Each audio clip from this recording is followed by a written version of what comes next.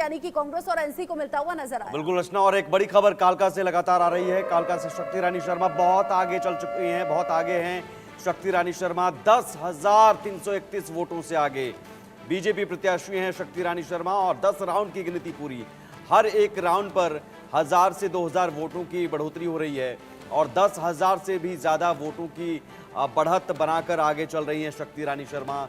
ये क्लियर एक बड़ी जीत की ओर बढ़ती हुई नजर आ रही हैं।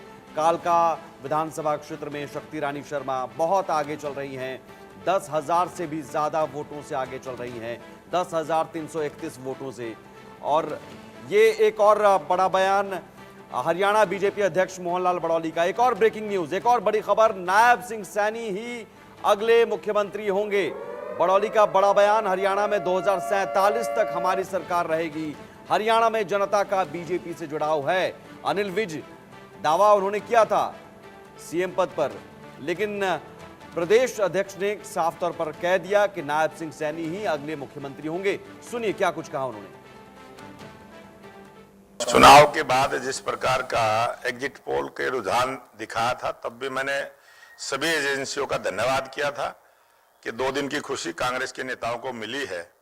10 वर्ष का वनवास अभी कांग्रेस का हुआ है और 2047 तक भारतीय जनता पार्टी का शासन रहना है। हरियाणा प्रदेश विकसित प्रदेश बनेगा, भारत विकसित राष्ट्र बनेगा, तब तक इस देश में भारतीय जनता पार्टी की सरकार रहने वाली है। और इस देश की जनता भारतीय जनता पार्टी की नीतियों से, भारतीय जनता पार्टी के काम से संतुष्ट है, भारतीय जनता पार्टी के साथ है। और उसका प्रमाण इस 2024 के विधानसभा चुनाव में हरियाणा की जनता ने दिया है। स्पष्ट बहुमत की सरकार तीसरी बार हरियाणा प्रदेश में भारतीय जनता पार्टी की बनने जा रही है। और जिस प्रकार के रुझान भी आए हैं, रुझानों पर विश्वास करते हुए हमें पूर्ण विश्वास है कि ये रिजल्ट इसी प्रकार का रहने वाला है। चूंकि बीजेपी 49 और कांग्रेस 35 पर आकर अटक गई है रुझान में, और सीधे तौर पर यहां हरियाणा बीजेपी अध्यक्ष मोहनलाल बड़ौली, बड़बोलापन यहां उनका कहिए कि नायब सिंह सैनी वो कह रहे हैं कि अगले मुख्यमंत्री होंगे, 2047 तक हमारी सरकार रहेगी। लेकिन इन सब के बीच में जैसे जैसे कांग्रेस का आंकड़ा कम हुआ है, कांग्रेस ने सवाल उठाने शुरू कर दिए हैं। कांग्रेस के नेता जयराम रमेश जो ये कह रहे हैं कि मतगणना जिस तरीके से हो रही है उस पर संशय है, साथ ही साथ चुनाव आयोग के डेटा को लेकर भी सवाल उठाए हैं।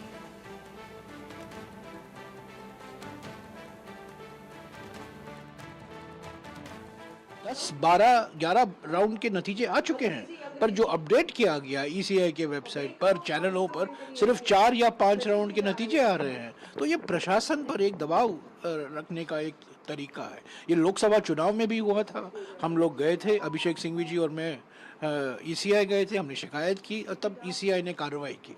तो हम उम्मीद करते हैं कि ईसीआई जो एक संवैधानिक संस्था है, निष्पक्ष संस्था है, इस तरीके से स्थानीय प्रशासन पर दबाव नहीं डालना चाहिए। नहीं, कोई हताश होने की कोई ज़रूरत नहीं है, निराश होने की कोई ज़रूरत नहीं है। 3, साढ़े 3 बजे तक काउंटिंग सेंटर पर वो रहें, टिके रहें, क्योंकि ये खेल ख़त्म नहीं हुआ है। ये सब मनोवैज्ञानिक खेल है, ये माइंड गेम्स चल रहा है, इससे हम हटेंगे नहीं। ये कोई निराश होने की कोई कारण नहीं है। हमें जनादेश मिलने वाला है, कांग्रेस की सरकार बनने वाली है। अभी हम कालका की बात कर रहे हैं और कालका में 10 राउंड की वोटिंग हो गई है। 10 राउंड की वोटिंग में शक्ति रानी शर्मा 10,000 से ज़्यादा वोट से आगे हैं। और जयराम रमेश कह रहे हैं कि 10-11 राउंड की वोटिंग हो गई है, लेकिन इलेक्शन कमीशन के पास 4 राउंड का ही नतीजा है। तो जब हमारे पास 10 राउंड का है तो हर पार्टी के पास है, इलेक्शन कमीशन के पास भी होगा।